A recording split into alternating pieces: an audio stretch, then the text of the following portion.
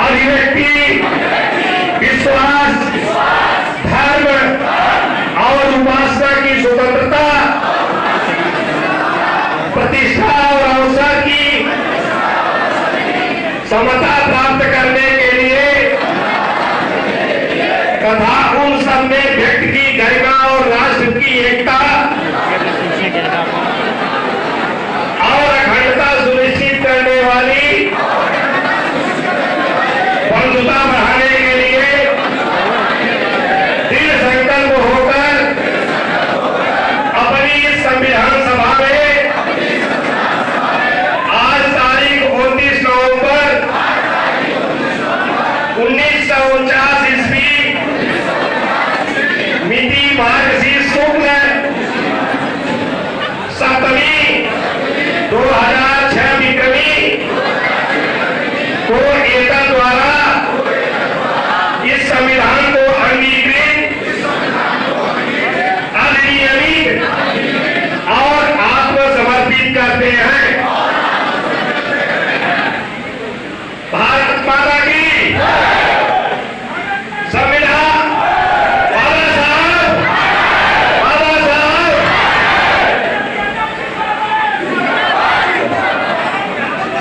हम सभी लोगों से अनुरोध करेंगे कि शांति व्यवस्था बनाते हुए व्यवस्थित रहें, भीड़ मत व्यवस्थित रहे। भाई सभी लोगों से अनुरोध है व्यवस्थित रहे। हम अपने कार्यकर्ताओं से अनुरोध कर रहे हैं कि माननीय सांसद जी सभी से मिलेंगे, लेकिन आप लोग शांति से अपनी जगह खड़े रहो। माननीय सांसद जी सभी लोगों से मिलना चाहते हैं।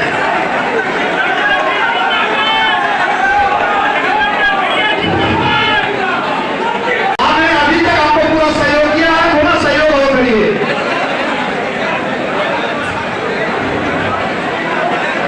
चलिए जो लोग भी बुके देना चाहते हैं एक एक करके आ जाए। माननीय मुख्यमंत्री महोदय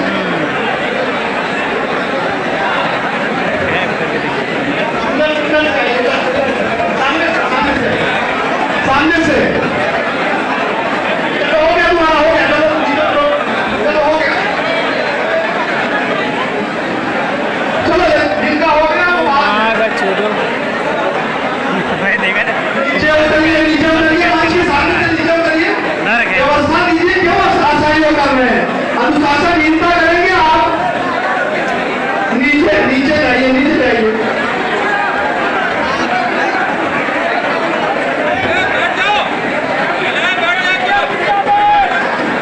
भैया एक मिनट जाइए, पहले नीचे उतर जाइए, पहले नीचे उतर जाइए, पहले नीचे उतर जाइए, तभी बुला पाएंगे। आप व्यवस्था करिएगा तो नहीं हो पाएगा ऐसे। आ जाइए,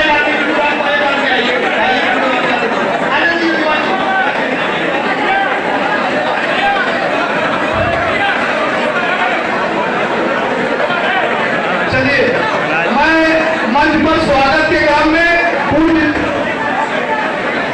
ना सही पकड़े हैं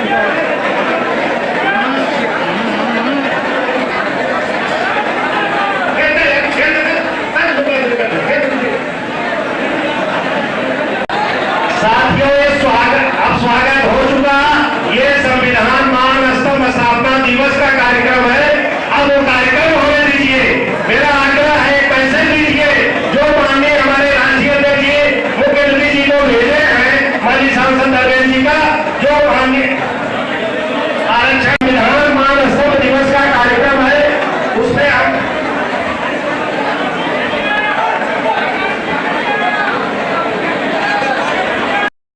समाजवादी पार्टी इसके सख्त खिलाफ है और ये पीड़ित परिवार के गरीब नौनिहाल बच्चों को शिक्षा न ले पाए, उससे वंचित करने का षड्यंत्र है।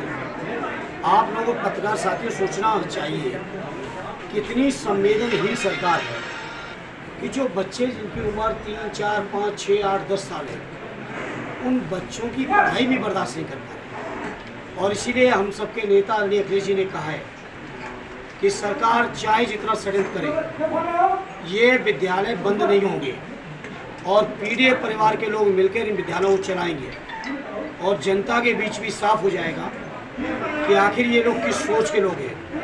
क्योंकि बाबा साहब भीमराव अम्बेडकर जी कह के गए कि कि शिक्षा वो शेरनी का दूध है, जो पिएगा वो दहाड़ेगा, वो सवाल करेगा सरकार से और व्यवस्था से। इनसे कोई सवाल न करे।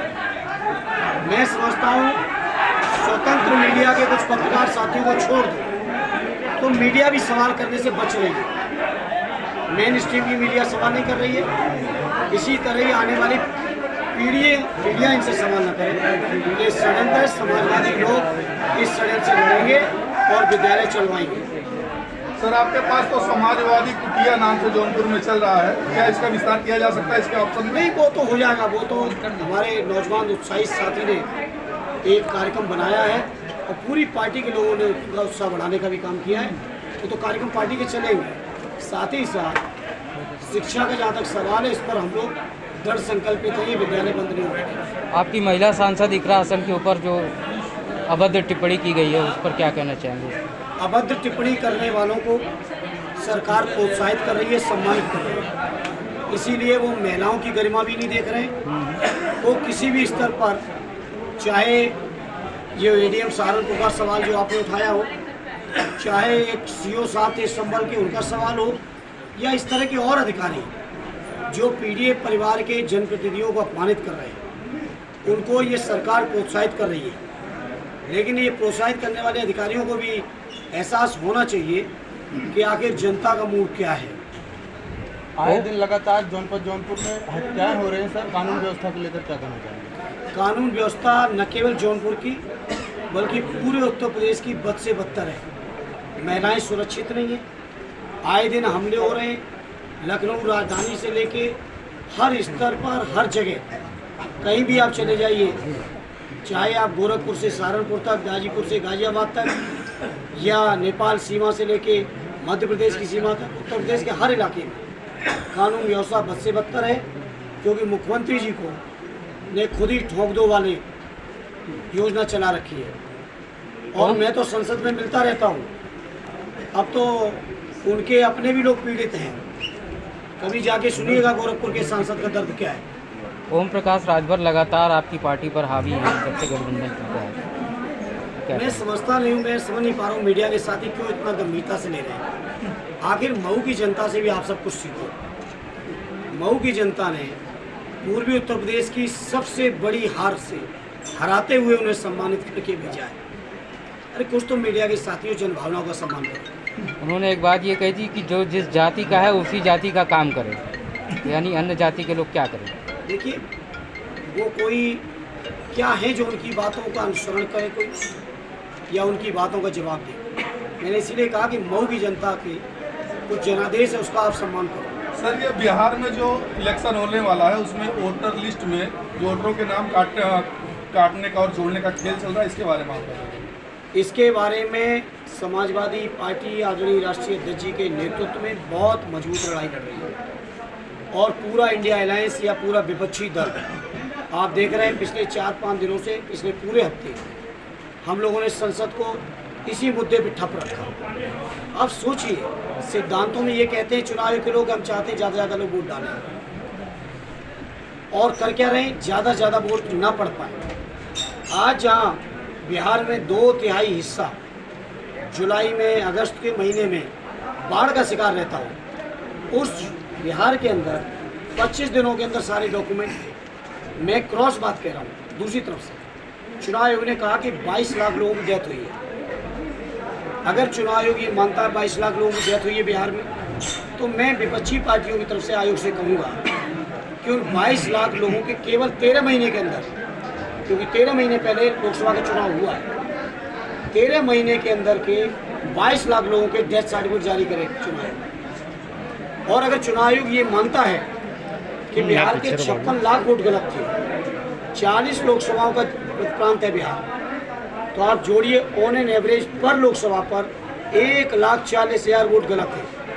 अगर 1,40,000 एक लोकसभा के वोट गलत हैं, तो बिहार के निर्वाचित सांसद हैं जो 40 के 40, उनका निर्वाचन गलत है, गैरकानूनी है। अगर आयोग को जस्टिफाइड करना है तो पहले उन बिहार के 40 सांसदों की सदस्यता खत्म करें और उनसे कहे कि नई लिस्ट में उपचुनाव के माध्यम से जीत के आओ। ये क्या बात है? आपके सांसद ठीक है, लिस्ट गलत है। अगर लिस्ट गलत है तो वो सांसदों का निर्वाचन कैसे सही है? जौनपुर की सड़कें इसका जो है जवाब देगा खस्ता हाल आयोग हो कि रही नहीं? है। एक पर बात पूरी होने दो। इसका जवाब आयोग देगा कि नहीं देगा? कि जो मन में आएगा वही। इसीलिए समाजवादी पार्टी ने उस दिन भी कहा था, जिस दिन चुनाव आयोग की नियुक्ति में 3 लोग होते थे पहले, माननीय प्रधानमंत्री जी, माननीय लीडर ऑपोजिशन और देश की सर्वोच्च न्यायालय के माननीय मुख्य न्यायाधीश।